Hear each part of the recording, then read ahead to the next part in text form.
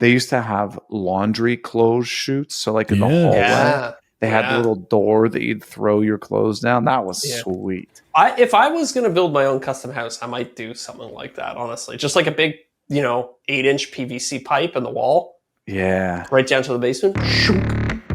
Welcome to Off the Cut. Dude, I haven't touched any wood in a long time. And that's why it's covered in plastic. Oh, man. Some X-rated content there. I don't care how long it is. Thoroughly excited. Great for the pocketbook, bad for the environment. Oh, I'm number 3. I like it. Hell yeah. Hell yeah. I'm glad we got the explicit out of the way early. If I'm going to put money into this, it's going to be great. And I guarantee. Don't forget to spend your Burkle bucks. That was super easy. Bond is actually stronger than the wood itself. Did you know that? Get it? You just cracked into Off the Cut episode 1. Had a brain fart. Off the Cut episode 185 for Tuesday, October 7th, 2025. We're the only thing crispier than this blueberry pomegranate bubbly seltzer water is the fine selection of tools over at kmtools.com. That's right. KM Tools is your premier spot to buy woodworking tools online. And every single tool in the store is either designed by Jonathan and his team, or it's stuff that they actually use in their own workshops, which means it's not just a bunch of cheap crap with the best margins. And I don't know, there's a warm, fuzzy feeling you get when you're shopping at KM Tools because every single purchase goes to support the Katz Moses Woodworkers with Disabilities Fund that puts tools in the hands of people who need them. I actually haven't been on KM Tools lately. I know he's got the new sharpening jig. Oh, yeah. I know he's got the new wall mount stuff. Does he have anything vertical else? Panel jig with from jig. Jason. Jason came out with that. Oh, yeah, yeah. Ooh, I don't think I've seen that. The vertical panel jig? For what? Oh, yeah. How's it work? You got to look at the plywood that he used on it. It's this really slick. It's actually used in the concrete industry. It has this like really neat laminate on. It's like a hexagonal laminate on it. Hold on. I'm on kmtools.com right now. Is it in the new arrival section? It should be at the top. It's like the second panel over. Why am I not seeing this? What's wrong with my brain? It's like the universal table saw jig or something. I don't know what it's called. There it is. Okay. I see it. Ooh. Pretty slick, huh? That is cool plywood. You know what it reminds me of? It reminds me of that steel diamond plate stuff that you can get. Yeah. It's like that in plywood form. It's cool. Slick. It's like a manly pattern. Yeah, it's a very masculine pattern. I would love to do like a tabletop in that, or maybe like the back of a workbench or something like that, like a pegboard. I think that would look really good. Now you're talking. Well, in addition to having a really cool universal table saw jig available for pre-sale right now on kmtools.com, he also gives us $50 to give away to one lucky patron every single month. And in order to enter to win that, all you got to do is sign up over at patreon.com/offthecutpodcast, and you're automatically entered to win. I believe, correct me if I'm wrong here, but the higher Patreon tiers get more entries in the draw. Is that how it works? Right. Yes. There's a little incentive. And in addition to the monthly drawing, you also get access to the bonus show, the after show, whatever you want to call it. But it's a whole separate podcast that we do where we get a little loose. Might even drink a couple beers tonight while we do it. Oh, we'll see. Yeah. I was going to say, I had a segue. Well, speaking of giveaways, our good buddy and previous guest. Yes. Check out last week's episode where we had Bill Burkle on. Very fascinating guest. Right. Bill Burkle from WTB Woodworking has built up an incredible woodworking store. And he wants you to know that on Saturday, October 25th, from 9 a.m. to 3 p.m., he's having a 1-year anniversary extravaganza and maker meetup. Yep. Going to be all sorts of wild stuff there. First off, he told us last week, spilled the beans on this, that he's going to be raffling off a Fuji Spray Mini Mite 5 Yeah, that's pretty cool. I was looking at That's that on slick. his website. It's very sick. Yeah. And he's also running a huge SawStop giveaway right now over at wtbwoodworking.com/giveaway. So you can pick up the several $100 Revolution miter gauge, So cool. SawStop Sustainer package, and a SawStop hoodie. He's got it all, man. Like, seriously, last week was so neat to be able to talk to Bill. Really, if you haven't listened to the last week's episode, and like, You really want to should. see how, you want to see how like someone builds up a retail store. Yeah. It ain't overnight. It's actually a really cool story of how he got there. It's like the Etsy store led him to making slabs. And I think the craziest thing that he told us last week was that he has a whole automated system for cutting slabs of wood and then measuring it, taking pictures of it, and setting it up as a listing on the website. I thought that was by far the coolest thing that he said. It's like a library card catalog. Yeah. System. Because, by the way, Bill sells live edge slabs right on his website, and you can see them. You can get measurements on them. It's fantastic. Hey, and did you know, speaking of those slabs, he's giving out 50% off all the in-store slabs during that extravaganza? No, I did not know that. And yeah. That's a big savings. I mean, I can understand. I assume shipping a slab like that must be very expensive. Yeah. It's only in store, but UPS guy loves them. Yeah, true. You got to stick to good woodworking stores, if you know what I mean. If you catch my drift, is that a transition? It sure is. Well, whenever you're working on a project in the shop, and you're putting in those hours of efforts, cutting, sanding, measuring, the last thing you want is for your project to come apart because the glue didn't hold. So that's why we keep Gorilla Glue on the bench. Heck yeah. It's non-foaming, cleans up with water, and dries to a natural color. And of course, there's the reliable Gorilla strength that I can always trust. The bond is actually stronger than the wood itself. I've heard that a lot, that the bond is actually stronger than the wood itself. We were at the at Lowe's over the weekend, and we're picking up some other stuff.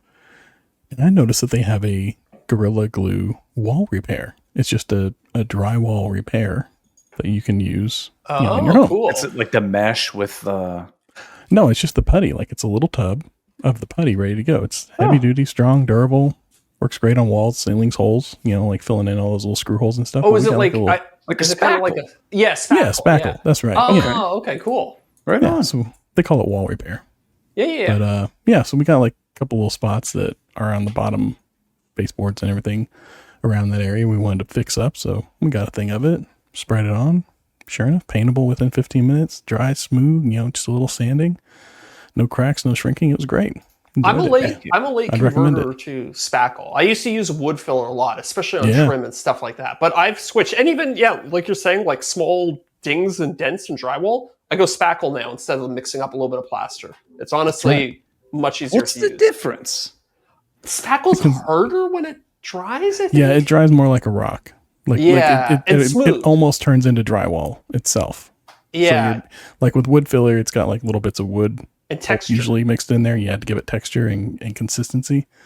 And so, spackle is kind of the same. It's made out of the same material as drywall, so that whenever it dries, it just blends in. Yeah. But they also make the wood filler. Yeah, you feather it out. The textured walls, you got to kind of be a little more choosy, and you got to add that texture back in. But up here in the Northeast, we don't have to worry about that, thankfully. I know. I feel like down here we're the only ones that have the textured walls, but we get a lot of movement, so I suppose that's why. But they also make the wood filler, as you mentioned. It's definitely a go-to for strong, durable repairs and paintable, stainable. Yeah, long-lasting, professional look. Oh yeah.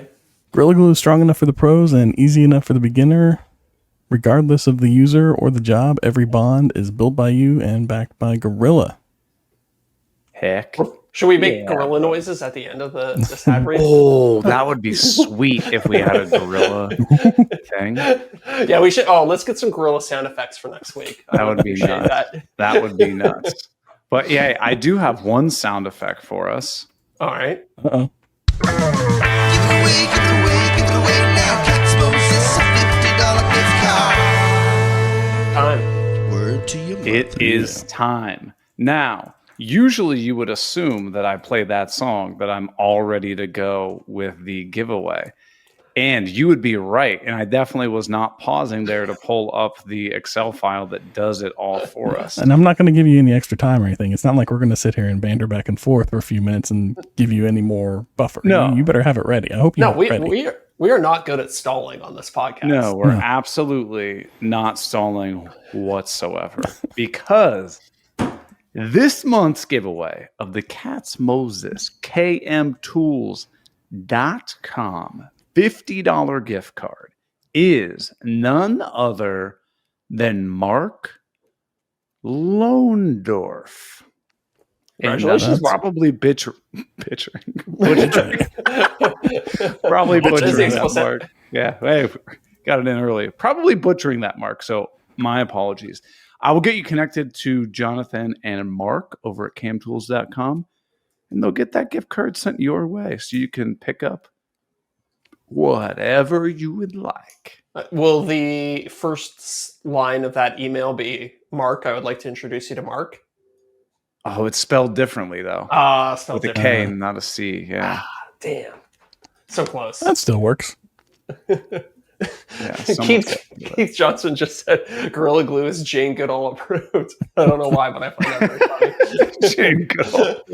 Hey, she had a new documentary on Netflix. I hadn't watched it yet. Oh, really? Yeah.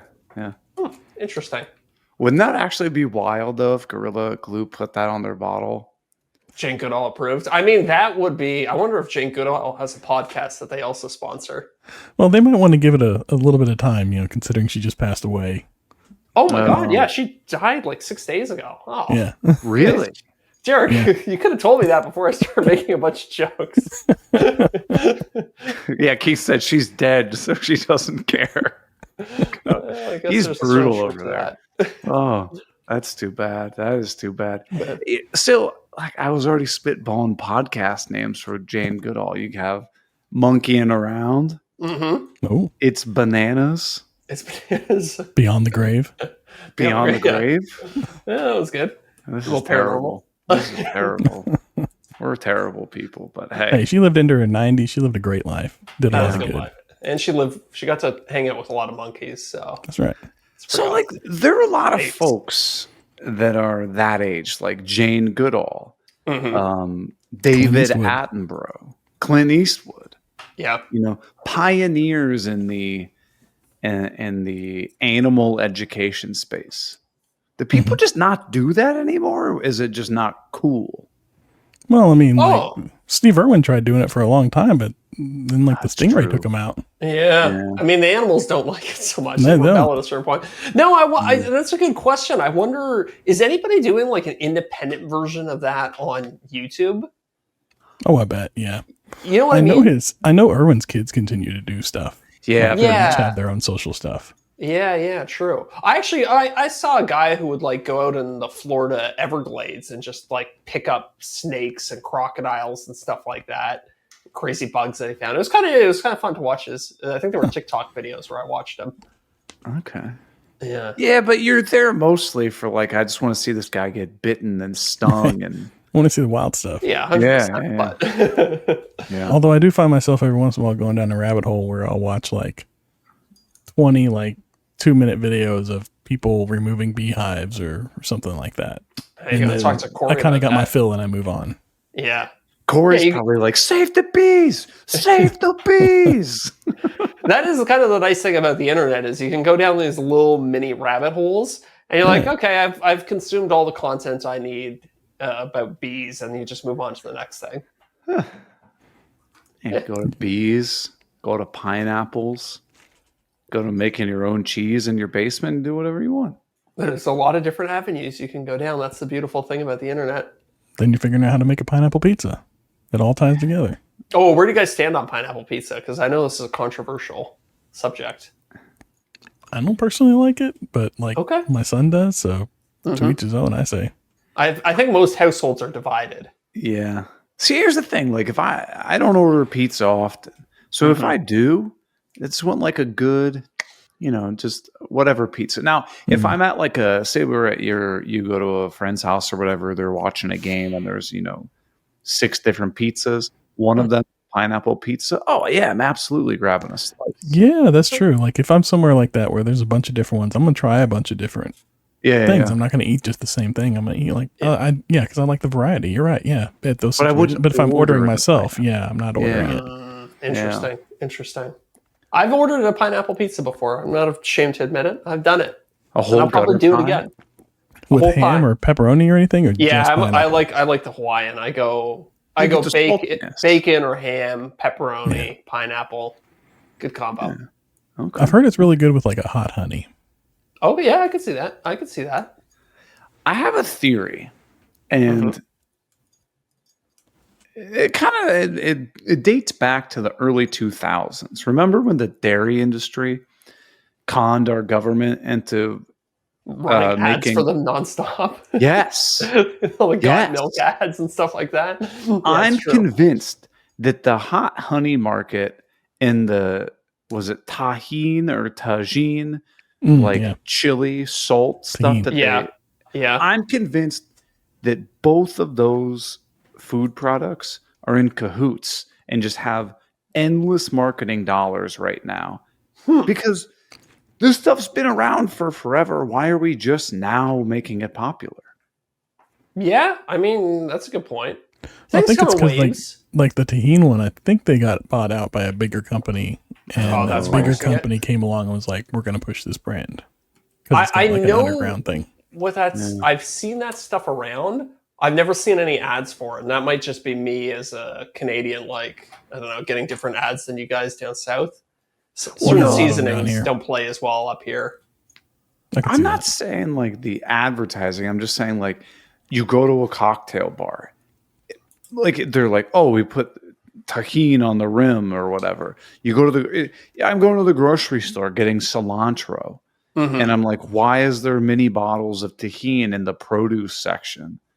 I'm gonna do the world's worst improv thing here and say I have not had that experience ever. I'd never see that stuff around. So it must be like a regional thing. Yeah, maybe it's you keep coming further south, it gets more. Like we have tahine chips and tahine flavored seltzer waters and tahine flavored mixers for your cocktails. Oh wow. It's all over. It seems kind of like Central American type of seasoning.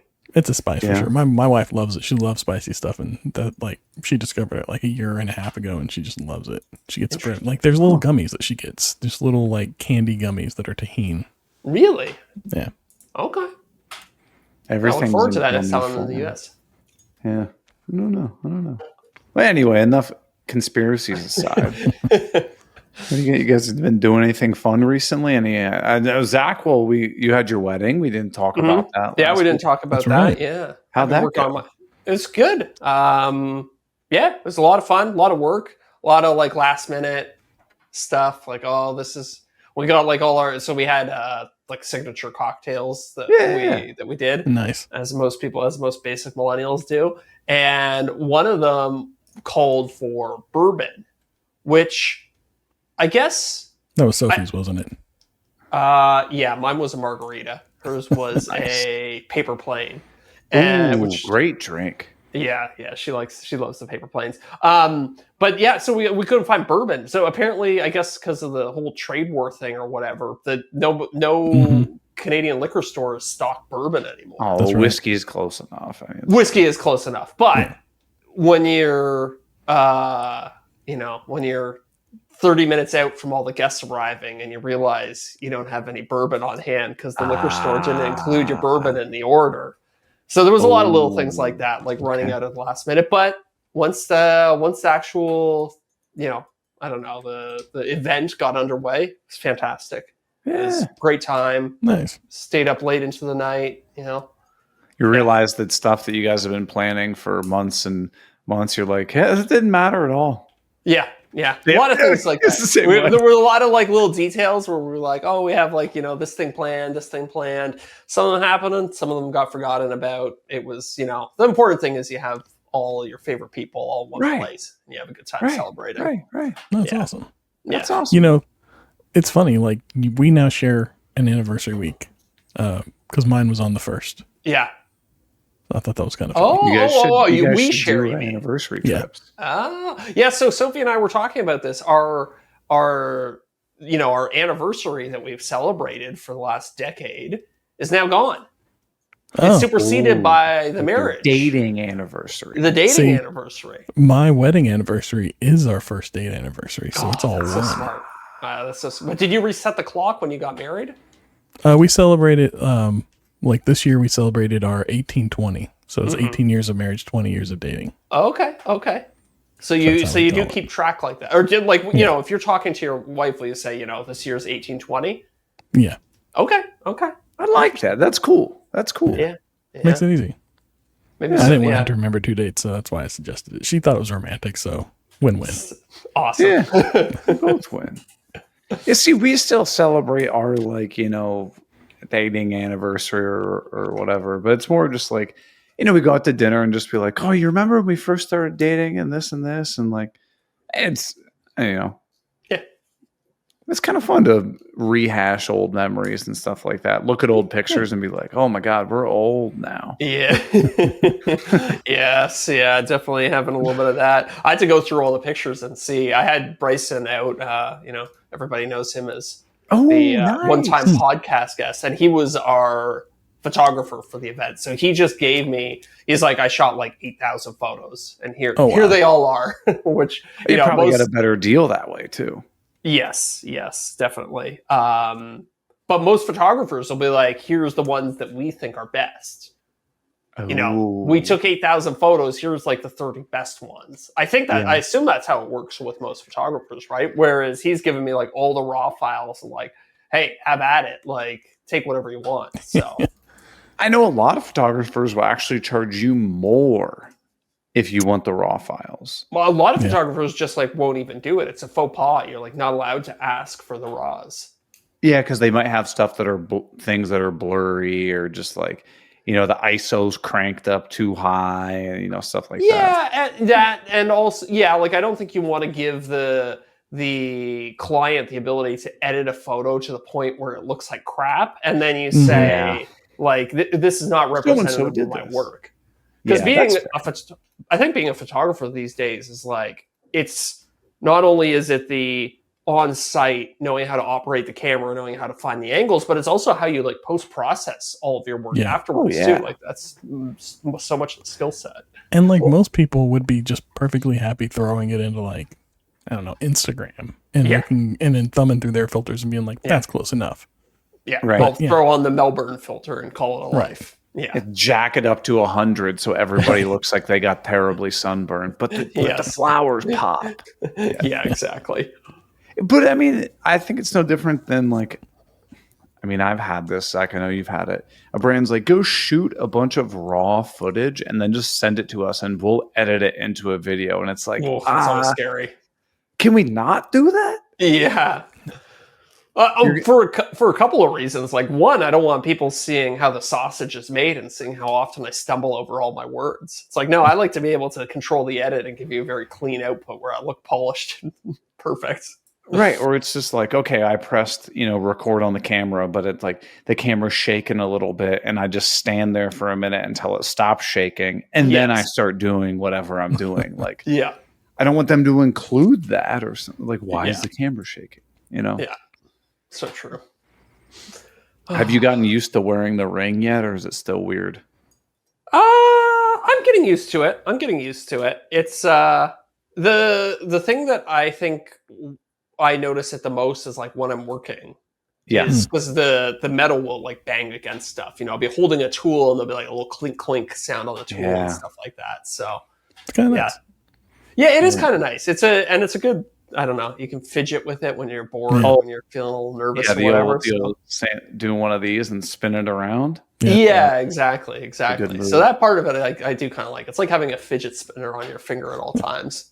What metal did you go with? I got tungsten for mine. It's heavy.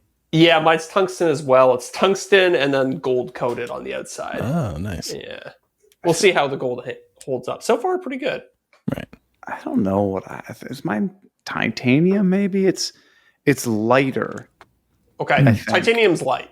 I think that's what I got. Yeah. There was another one, another type of metal that I was looking at wedding bands that they seem to be pushing a lot. Hold on, I'm going to try and I don't pull know, it maybe up. if you say it, I would be like, oh, that's what I have. Golium? Started with a P, I think. Obviously not platinum, but it's maybe. Hold on. Plastic. Guys, buy me some time with some.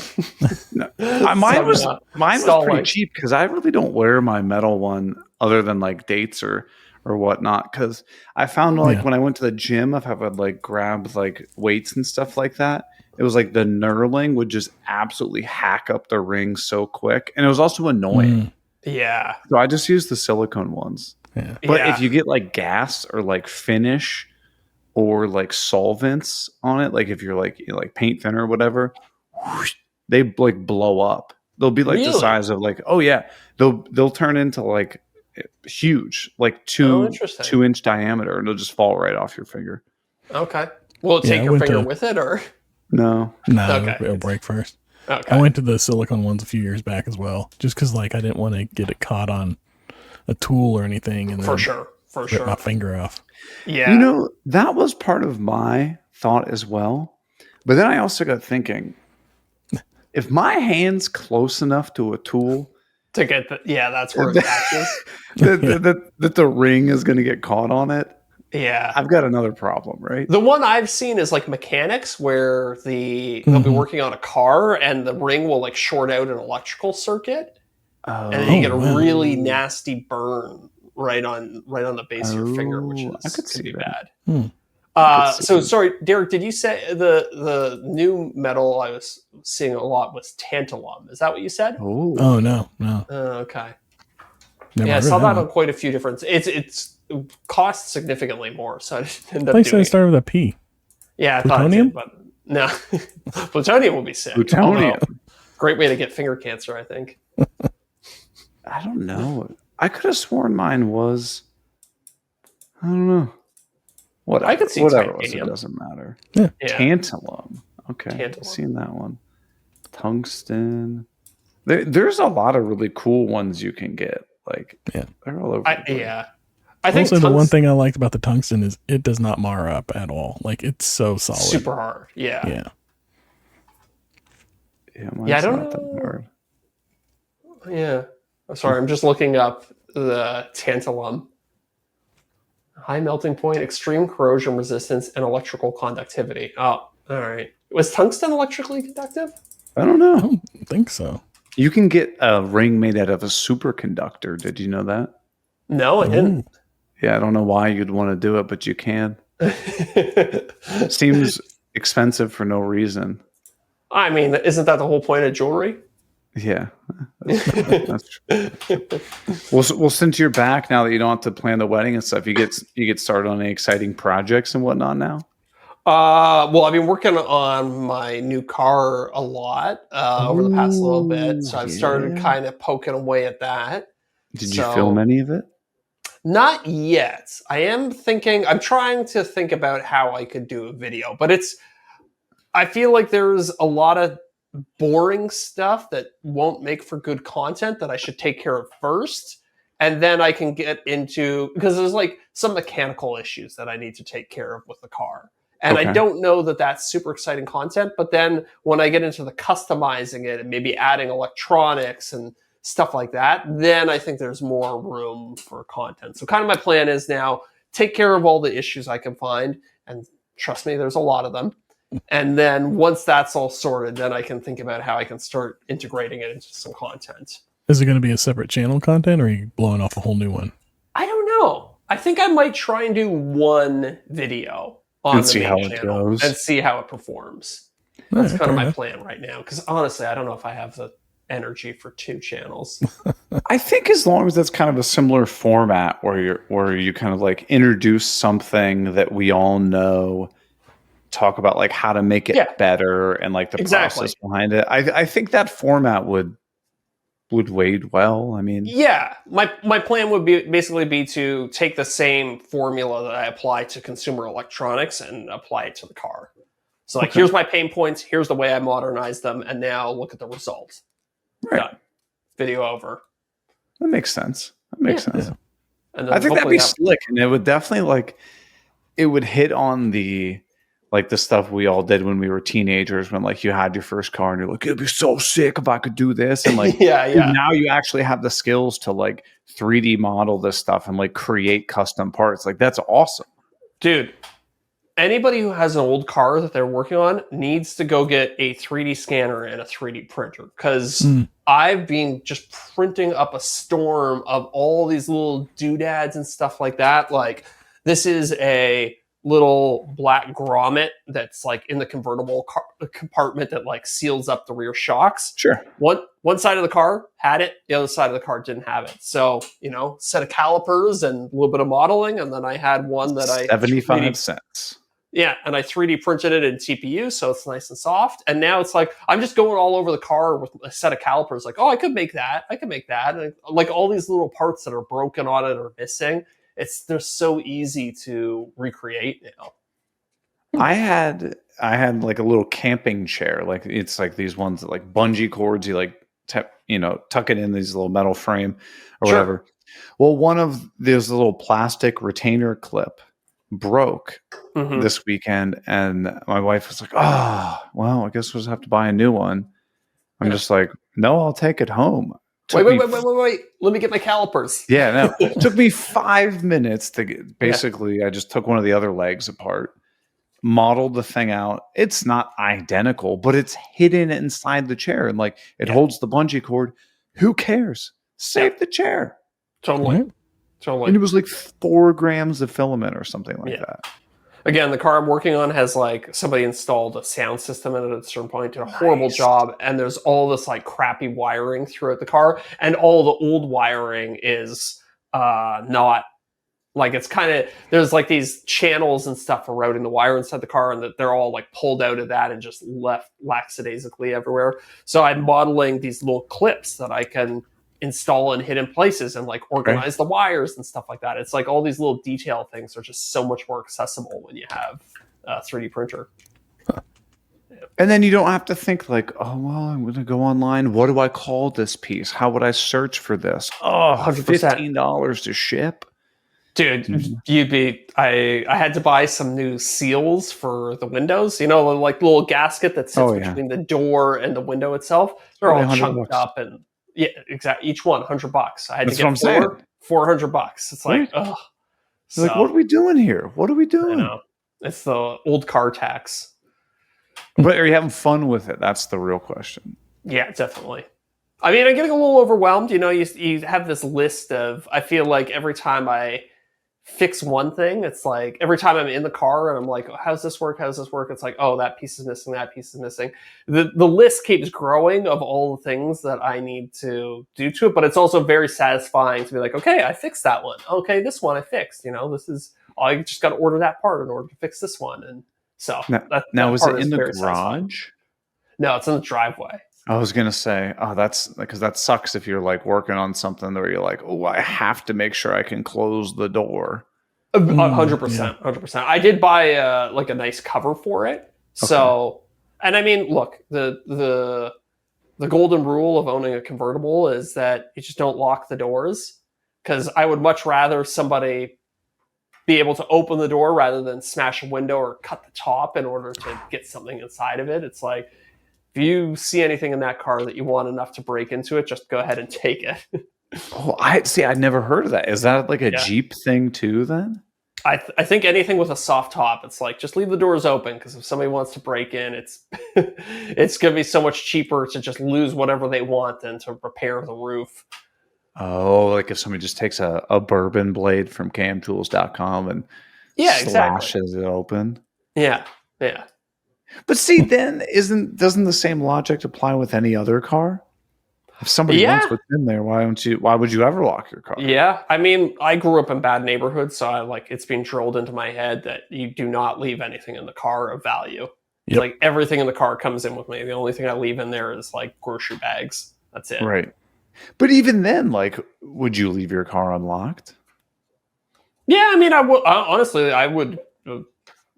I do lock my car as a, I don't know, as like general habit, but if I left it unlocked, I wouldn't trip it. But like if I came home and was like, oh, the car was unlocked, I wouldn't be like, oh my God.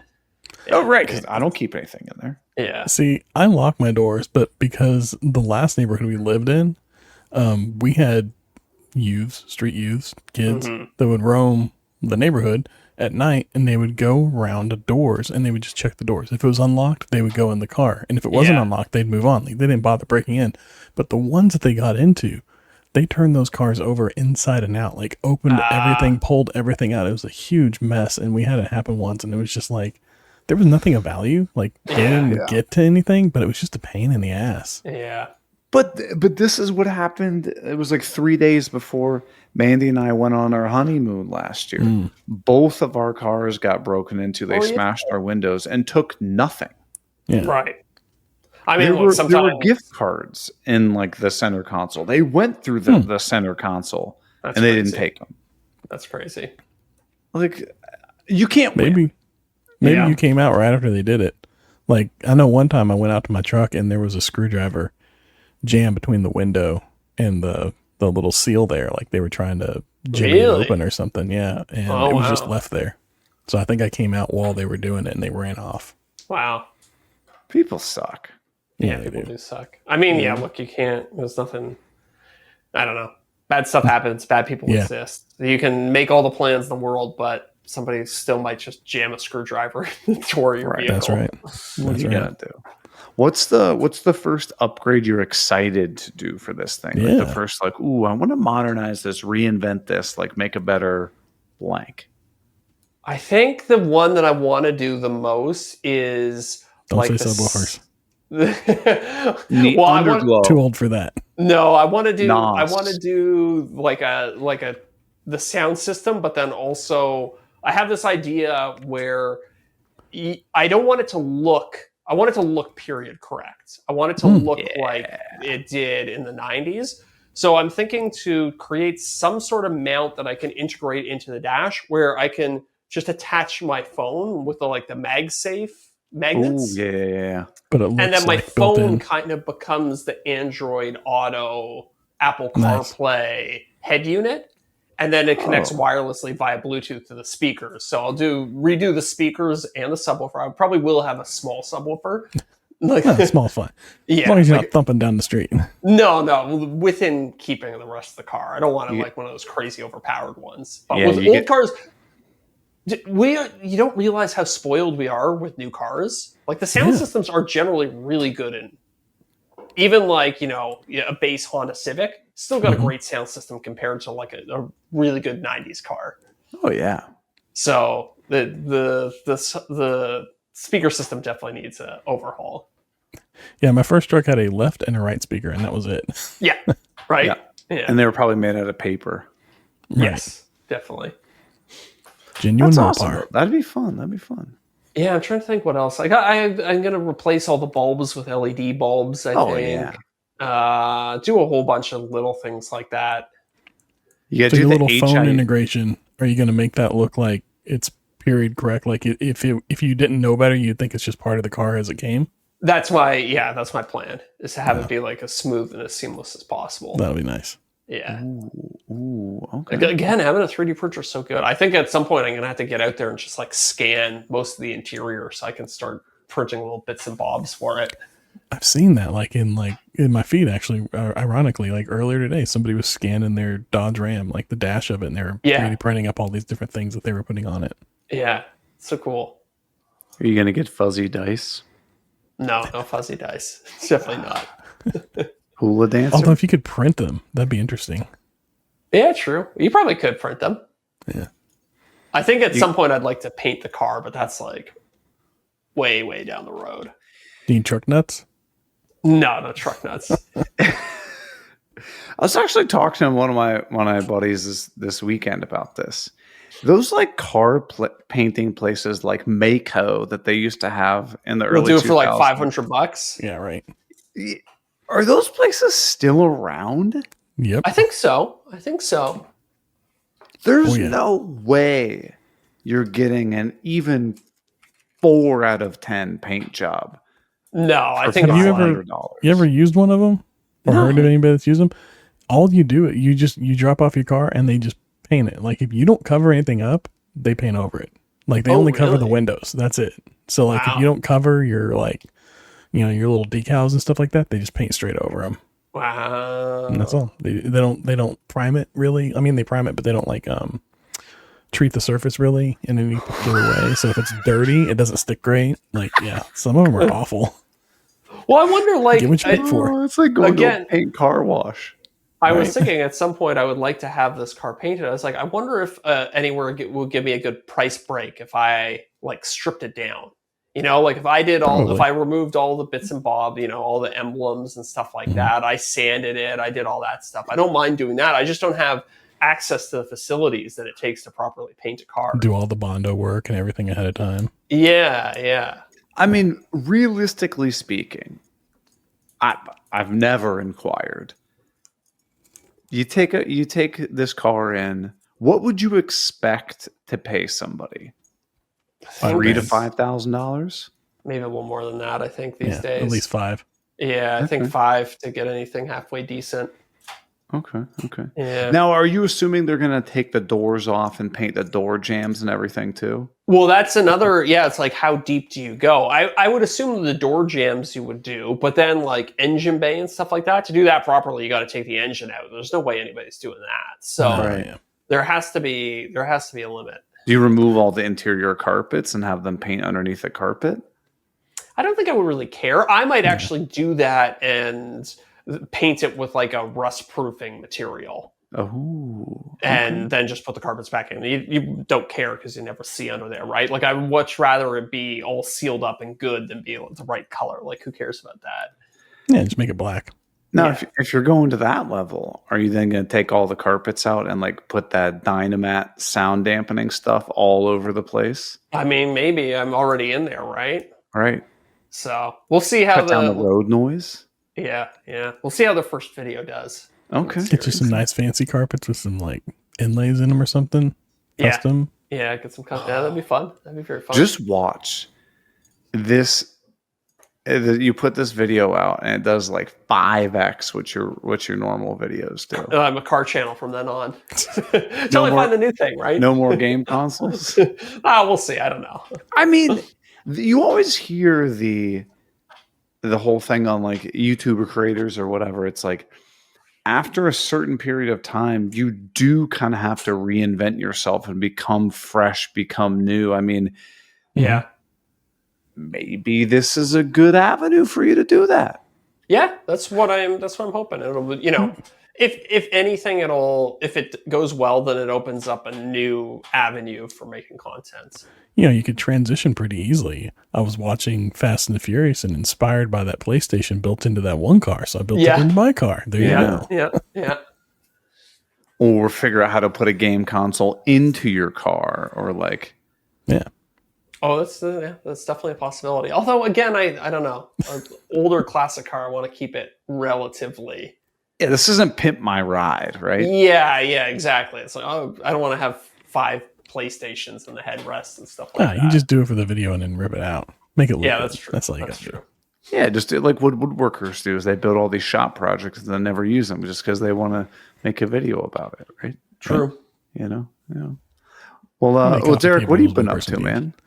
What's going on? I haven't been. I got to be honest. We got our big family trip coming up.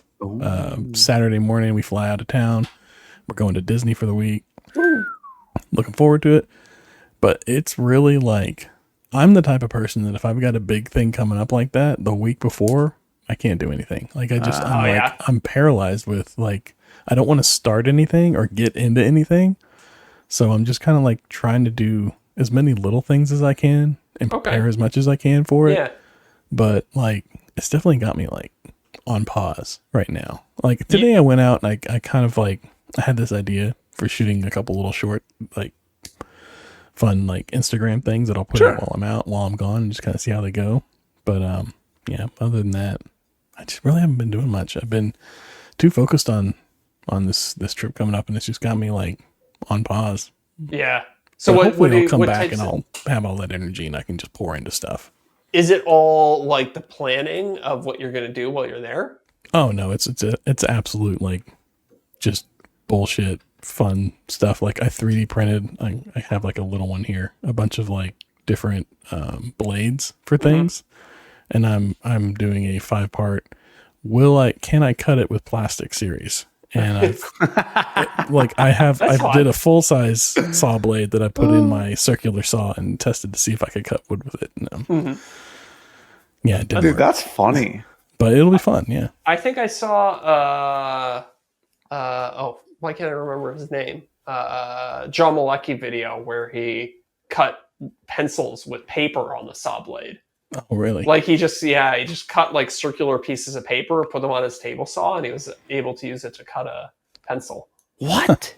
Yeah. Interesting. I mean, it makes sense. It's friction, right? Yeah. It's all he went really slow, but yeah, you'd have to go really slow. Yeah. It's funny you mentioned John Malecki. He has commented on the last 3 of my Instagram shorts. Well, him or whoever's running his account, which I thought was really odd. I mean, he doesn't follow me or anything, so it's weird that it's coming across his feed and he's decided to comment on them. Are they performing well? I think he commented on one of my latest videos too. Oh yeah, latest Instagram posts. It must be like his team must just be blitzing Instagram. Yeah. That must be nice to be able to just like pay somebody to be you online all day and just leave positive comments everywhere. Right? Yeah, it was nice to see. It was fun. I mean, maybe he's doing it himself. I don't want to throw shade on the man. Yeah. Not here to defend himself.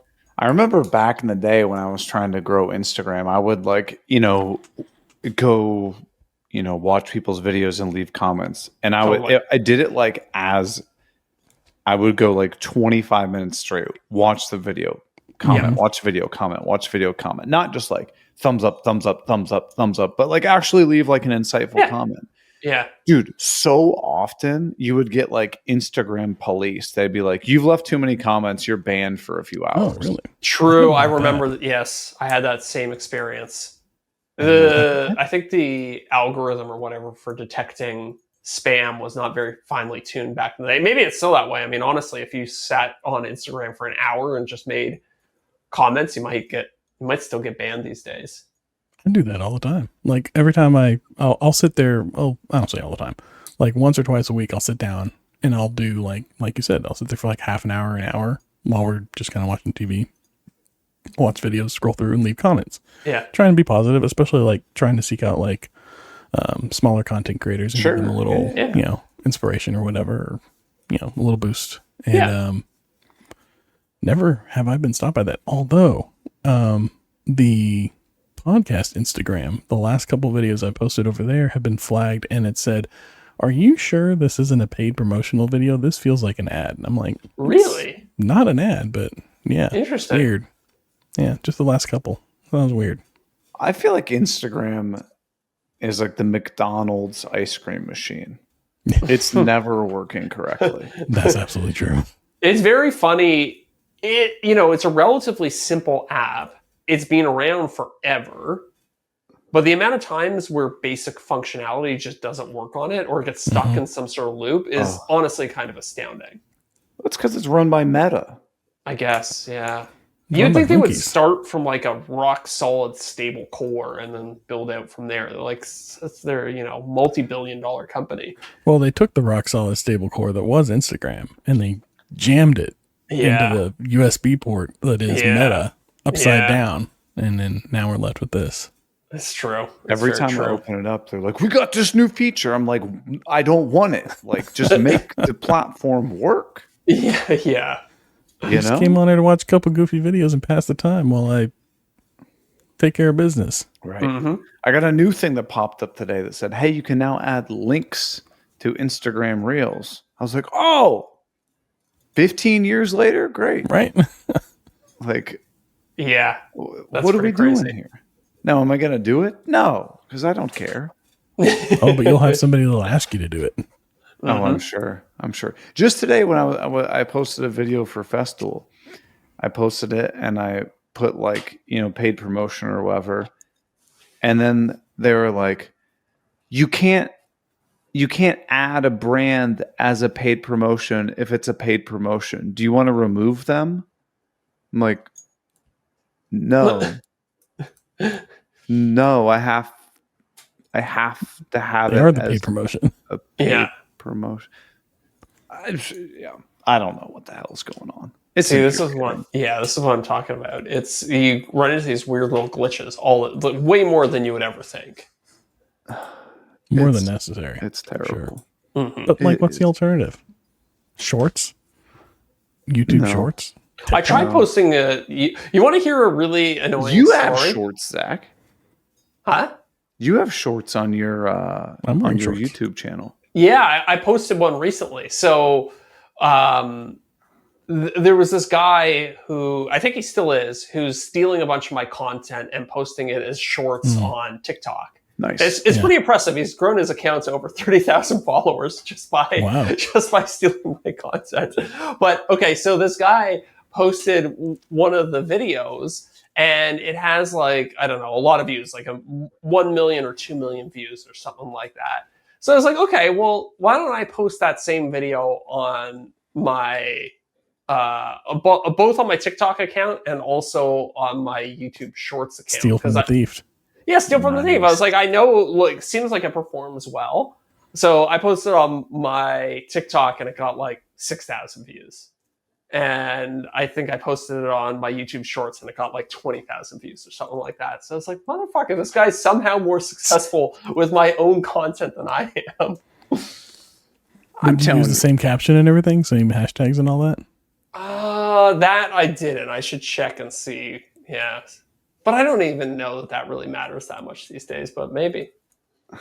It would be funny if he like re-edited your stuff and then uploaded it, and then you literally just ripped off his re-edits. Well, so he is, it's interesting. He is actually, and I'm assuming it's a he, maybe it's a she that's out there ripping off my content, but whoever they are re-editing my content, because one thing I notice is they're taking the videos from my Facebook page, and Facebook videos are generally a little bit longer than 3 minutes because they need to be 3 minutes in order to be monetized. They sure do.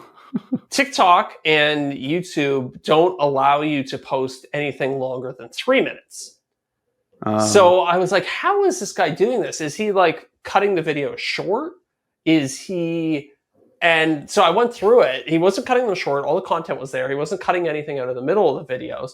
So I found out what he's doing is he's just playing the videos at like 105% speed. Oh. But in order to do that and have it not sound weird and robotic and high pitched was actually, I had to kind of like reverse engineer how he did it. And it's like, it's not a simple process. He's probably spending, 10 to 15 minutes per video in order to be able to re-upload them on these other services. See, in Final Cut, you can speed things up and do this setting called pitch preserve. Yes. So I can do it, and it sounds pretty good. If you're under, I don't know, 150%, it's fine. Yeah. But if you get like 200 or 300%, then it gets like kind of muskratty, Alvin and the Chipmunks. I did it in Premiere Pro, and it sounded like the pitch was preserved, but it sounded like I was speaking through a tin can. Yeah. It became very robotic and weird. So I had to export it. I had to like speed it up, export the audio into another program, clean it up, another Adobe program edition, clean it up there, then send it back to Premiere in order to get it sounding decent. He's doing this as much as he's doing. He's probably got it all like automated now. Maybe, yeah. I wonder if he's doing it for other creators as well, or yeah.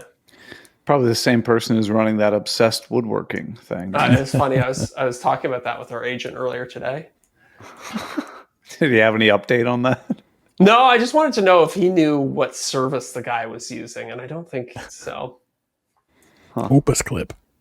No, I don't think so. Oh, that's the one that everyone uses because the captions are all the same. Like as soon as you see like yes, captions, I know exactly what you're using. I know what you use for this. Yeah. Pump and dump, baby. Pump. They look awful too. What did you say, Deric? I said they look awful too. Oh, I tried it. Yeah, I tried it. Like did their trial, and I'm like, this is awful. Mm-hmm. I don't know bad. if it's just like especially bad for woodworking or, kind of like build videos. But every time I try to use one of those clip generating websites, it's just unintelligible garbage. Right. Yeah. Or it doesn't follow like a linear path or like make any logic. You're like, what? Exactly. It's just like completely without context. And it's like, if you just dropped somebody into watching this, they'd be completely confused and have no idea what's going on. Yeah. I ripped this apart and put it back together with CA glue. And that's how I modernized this. And you're like, yeah. And the camera's moving around in weird ways and the captions are flying all over your screen. You're like, oh my God, who is this for? It's horrible. People watch that crap, though. People watch that crap. I guess, yeah. Ugh. So, Deric, you're not really working on anything too crazy right now as you're getting prepped for the trip and whatnot? Yeah. Like I said, I just can't focus on anything. So I've just been kind of like, I let it go today and was like, I'll just focus on what I can focus on. And then hopefully whenever I get back, like I've had time to decompress and, like whenever you're on vacation, you're just in your mind, you're thinking about like all the different things you want to do whenever you get back. Yeah. So you can't be on vacation mentally. Yeah, exactly. And then I'll hit the ground running when I get back. So I like that feeling of being on vacation when you're like, when I get home, I'm going to do this. I'm going to do this. I really got to prioritize this. It gives you a chance to really like straighten out your priorities, I find. Yeah. Clear your head. Yeah. Make a list. It's a good list time. Mm-hmm. You know? Yeah, true. Just write it all down. Good to go. Right. Good to go. Well, I started on a project. So like we have in our master bedroom closet, like your typical like wire rack builder grade, just crap. 100%. Yeah. Right. Awful. White covered wire. Oh yeah. Yeah. Yes. And like, I don't know, it's a 8-foot ceiling and this thing is like chest level. So you have so much room above it. That's all you can do is stacks and stacks and stacks of stuff. Yep. And then like your shirts hang, and then underneath it, you got like 2.5 or 3 feet of wasted space. Yep. So I'm like, what the hell? So like, all right, I'm ripping all this crap out. I'm going to basically do like built-in, like double, like or double hanging rods. So you basically double the storage you have in there. And then on top of it, it's going to have like 6 or 7 inches between the top of it and the ceiling. Perfect place to put shoe boxes and like shoes that you don't get every day. Yeah, like it. But then just like a kitchen, where your walls meet, what do you do with that corner, right? Do you have, you can't do like a lazy Susan. You don't want to do one of these where you got to kind of like reach far in the corner and whatnot. So I basically have the cabinets go to where they're like 2 feet away from the opposite wall. So it leaves like an opening in that corner. Yeah. That's just going to be a bunch of shelves for shoes. It's a good solution. And I'm like, all right. So I like modeled this thing all up in Fusion. I'm like, this is going to be nice. I'm not going to do a video on it because I don't know. Like, I can't believe people don't do this with their closets. Yeah. Whenever we were at Texas Woodworking Fest and Drew Witt was talking, he was showing like all these different creators. He's like, I would go around to their, if I was looking at a video now, I'm going to go around to all their videos. I'm going to see what's performed the best. Yeah. And they were all cabinet videos. Like cabinet videos just performed I've seen a lot of I feel like it's a pretty relatable thing. Like a lot of people want to build built-in storage in their house. It seems simple enough. Seems simple enough. It seems like very beginner friendly. Yep. I think. Yeah. So, I mean, maybe I film it, and what I do is I wait to release that project until I finish my cabinet course, because that would be the perfect video to relate to a cabinet course. Or at the very least, it could be a bunch of B-roll footage for the cabinet course. Yeah, that's true. Very true. What about if you I don't know, try and find like a bunch of kind of cool things you can integrate into. I know, but see that at some point, I just want to get this damn thing done. Yeah, I hear you. Yeah, keep it simple. Make it, if you're going to do a video on it, I make it relatable and simple. Something you know what you need? Could do. You know what you need, isn't it? 100% non-negotiable. Both Gorilla Glue and a vacuum. Motorized tie rack. There you go. That goes in the corner. Do they still make motorized tie racks? I don't know. Oh, I'm sure. You know there's somebody out there that's got one. Oh yeah. How many ties do you guys own? I two. I maybe? own one, and it's a joke tie. Okay. Nice. I didn't wear a tie to my wedding, by the way. That's Nice. how much I despise ties. Like, you can still look very good in just a dress shirt and a blazer. 100%. Nobody needs a tie.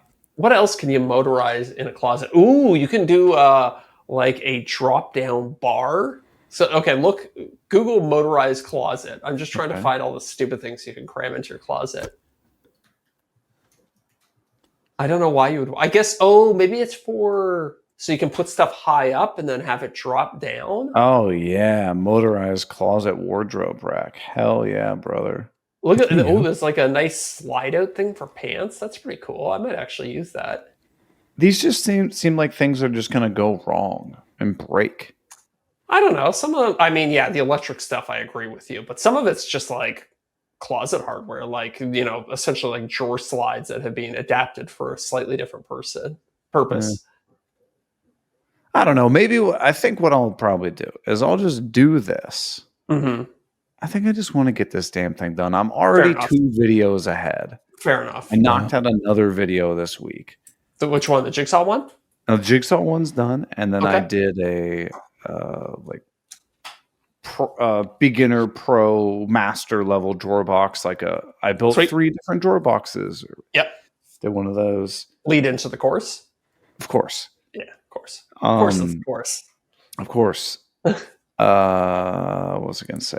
And I'm like, I've been just pedal to the metal working on all that stuff. I was like, I think I just want to do something for me, right? Yeah, fair enough. Because if this whole closet thing works well, I've got 3 other closets that I could do it in. Gotcha. You know what I mean? Yeah. And then if I'm filming video on that, Miranda doesn't care because she's not out of a closet during that time. Yeah. If that makes sense. You know what I mean? Like she's going to have to throw her clothes on. It'll take twice as long to film it than to build it. Right. Oh, little ironing board that just slides out of one of the drawers. And you just iron things right in your closet. Do you iron things? Hmm? Do you iron anything? Literally never. No, literally dry cleaners are for. Yeah. If it wrinkles, I throw it out. Yeah, I'll just get a new one. I have a really hot shower and I hang it from the shower bar. Does that work? There you go. Yeah, a little bit. It's not perfect, but it's better than how it was when it went in. Do you guys remember in the 90s? I mean, this is probably from houses they built in the 60s and 70s.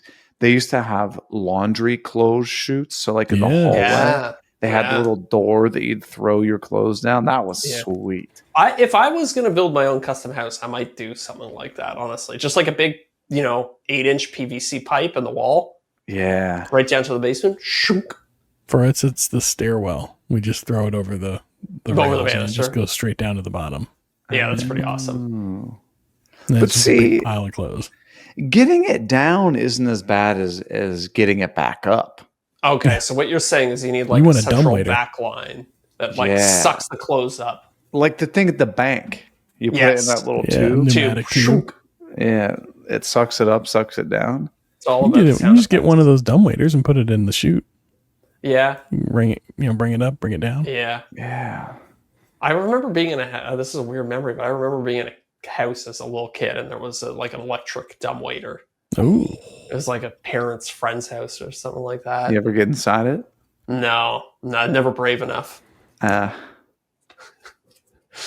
be a time to be alive, though. You imagine that getting in there?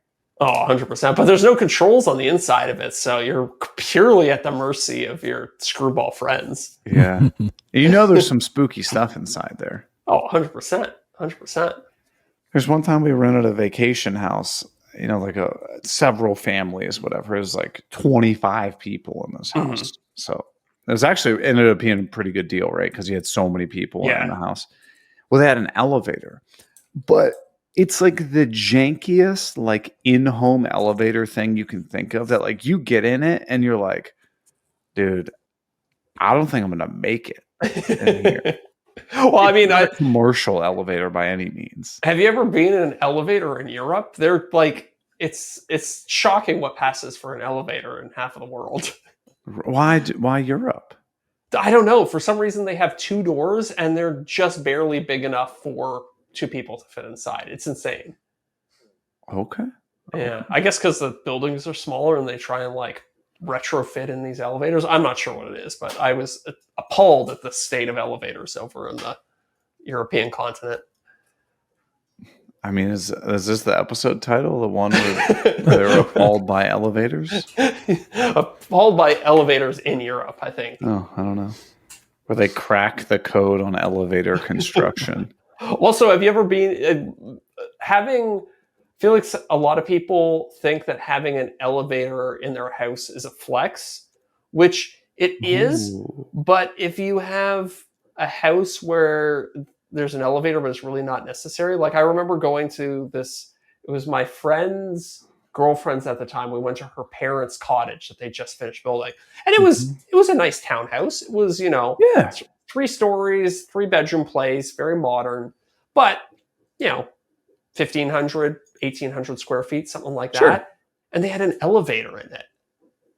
And we're like, why? Like, what is the point of this thing? And I'm not sure if it got added just as a kind of like, kind of checking a box on a list or something. It seems like more of a maintenance headache than anything. It didn't feel appropriate in a house that size. And it kind of, if anything, hurt. And it just took up a lot of space too. Right. And it'd be noisy, wouldn't you think? I know, it was very noisy. It was weird. And if anybody's ever been on a non-commercial elevator, they're not fast. No. You're better. If your legs work, you're much better off going up the stairs. Right. Yeah. I'm pretty sure like when we went on this vacation house thing, the only thing we ever used it for was like loading. It was like a beach house. So it was like on stilts and what, the bedrooms were like 2-3 stories up.